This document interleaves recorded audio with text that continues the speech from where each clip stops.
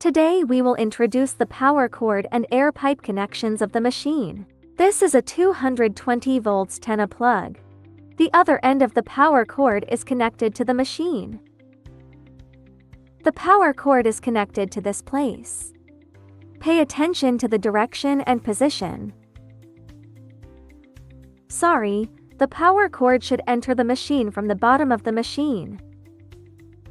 Normally it is connected by extending into the machine from below.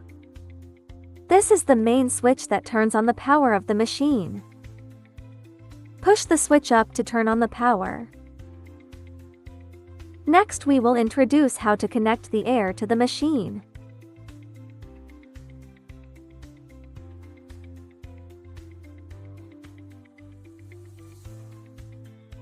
We connect the air pipe to this air inlet of the machine.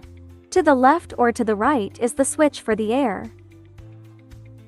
Generally, we also extend the air pipe into the machine from the bottom.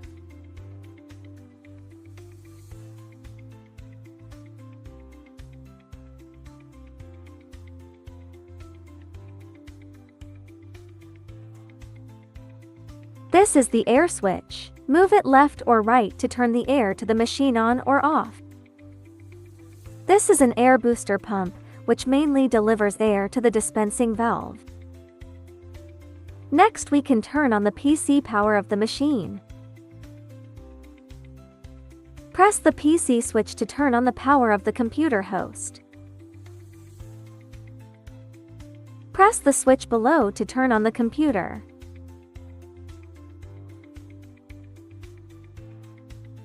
This is the switch for the machine's servo motor. This is the PCB lighting switch for the machine.